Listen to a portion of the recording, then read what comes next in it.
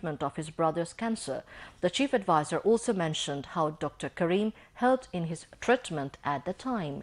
He said, "We are still not getting the technical support needed for cancer treatment. It is very important and inspiring that SARC is giving special importance to cancer treatment." Chief Advisor Professor Muhammad Yunus reiterated his call to the South Asian countries to activate the SARC to bring welfare for the people of entire region.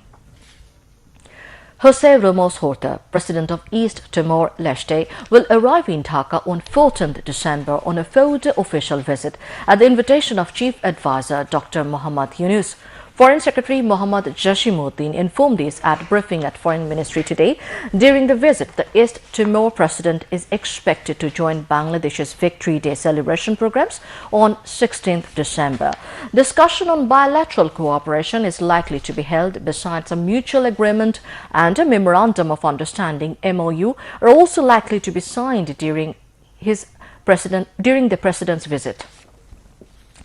Besides, discussion is likely to take place regarding agreement signing on business and investment, cooperation in airlines, cultural exchange, education, diplomatic training, disaster management, small and medium initiative, SME, and small finance and small credit and poverty alleviation. The 19-member high-level delegation led by the Timor President will include high-level government officials, including Foreign Minister and Chief Advisor to the President. Director General DG of the Rapid Action Battalion RAB AKM Shahidur Rahman said members of the force would never get involved in any extrajudicial killing and enforced disappearances. "We won't again involve in any killing or enforced disappearance at anyone's directive, as these are the criminal offences," he said. The RAB chief also warned of taking tougher legal actions if any force members are involved in such crimes. He made the remarks while briefing on the current situation and recent drives of the force at RAB Media Centre at Karwan Bazar in Dhaka today. Replying to a query, RAB DG said they're extending all sorts of cooperation to the commission formed to investigate the enforced disappearance, extrajudicial killings and Ainagor detention center. He continued that they don't make any change to the existing facilities of the force to facilitate the commission to investigate the allegations of having Ainagor following the directives of the authorities concerned. Asked about measures taken against the RAB personnel having allegations of extortion, Shahidur Rahman said that they had already taken legal action against 16 members of the force. None in the RAB will be spared if they are involved in any wrongdoing, he said. He said a specific law for the RAB is being formulated as it has no law. The force was created in 2006 through the Armed Police Battalions Amendment Act 2003, he said. The whole country, including the capital, is experiencing shivering cold due to chilly wind and fog from northwestern region. Besides, various regions of the country are suffering from cold wave. Met Office informed that this cold weather may continue for the next couple of days. The chilly weather has already crept the whole country as well as the capital due to cold wind and fog coming from northwestern region of India. In the last 24 hours, country's lowest temperature 10.2 degrees Celsius was recorded in Chuaranga and Gopalganj. On the other hand, the capital Dhaka had the lowest 14.8 degrees Celsius during the period. Weather Office informed that the country is likely to experience severe cold wave during 3 more days from December 14. With interval for some days, there will be another severe cold wave during the last week of December. Country's weather will remain mainly dry, while at the moment there will be no chance of rain, the Met Office added. As many as 67% people of the country think that the economic problem is the biggest challenge for the nation. They are hopeful that the interim government will go for more strict measures to control law and order as well as price hike. BRAC Institute of Governance and Development, a research organization, has revealed it in a survey. Speakers discussed different aspects of the survey at the function today at the Press Institute on what people are thinking in Bangladesh after the uprising. They said the interim government has to accomplish a lot of reforms. The government will be popular to people if changes come following reforms, they added.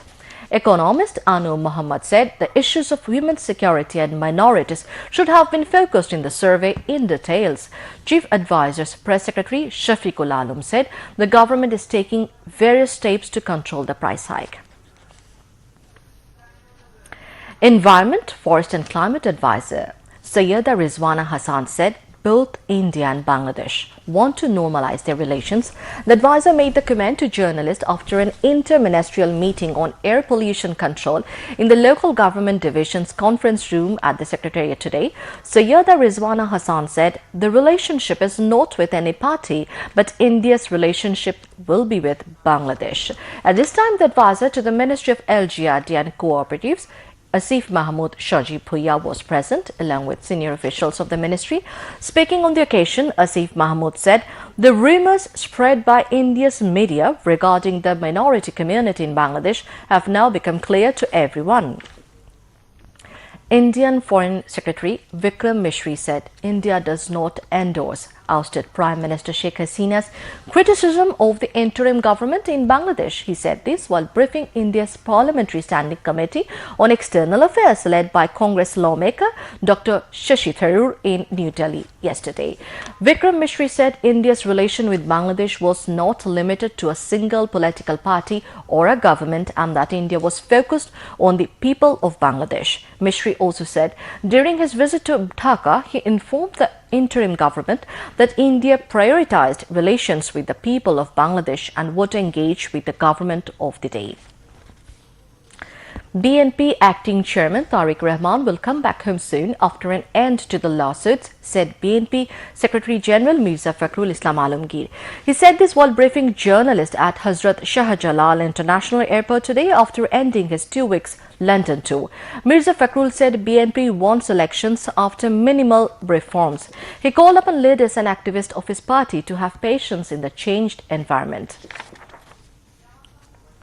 Bangladesh Jamaat-e-Islami Secretary General Mia Ghulam Parwar has said as a fascist political party, Awami League should be buried in the playing ground. He said this at a workers' conference at Purana Palton ground in the capital this afternoon, presided over by Palton Thana Jamaat-e-Islami Amir Shaheen Ahmed Khan. The conference was also addressed by Dhaka Metropolis South Unit Secretary Shafiqul Islam Masood. Ghulam Parwar further said that Qadir Mullah, Dilwar Hussain Saidi and Kamaruzzaman were hanged by giving false witness against them and by changing law. On the other hand, killer Sheikh Hasina will have to face trial and be hanged through fair justice. There won't be any need of false witness. Rather, Sheikh Hasina would be hanged 100 times on the basis of true incident, inshallah, he added. Today marks the 144th birth anniversary of leader of the oppressed, Maulana Abdul Hamid Khan Bhashani. He was born on this day in 1880 at Dhangora in Shirajganj. Although Maulana Bhashani was born in Shirajganj, a large part of his life was spent at Shantosh in Tangail. He was involved in politics from the very beginning of his life. For a long time, he served as the president of the then Bengal Assam Province Muslim League. Maulana Bhashani dedicated his entire life to the struggle and movement for the liberation of the oppressed people of the country. He was one of the key leaders who formed the United Front in the 1954 elections. He passed away on November 17, 1976, while receiving treatment at then PG Hospital in Dhaka. Later, he was laid to eternal rest at Shantosh in Tangail. A tribute and a pleasant program were organized at Central Shahid Minar, marking the 144th birth anniversary of leader of the oppressed Maulana Bhashani. A discussion was organized by the Bhashani Followers Council on the eventful life of Bhashani. Convener of the organization, Sheikh Rafiqul Islam Bablu, joint conveners Muhammad Ismail and Babul Bishash and member Shahana Akhtar addressed the function. The function ended with an enjoyable cultural program. Moving on to international news.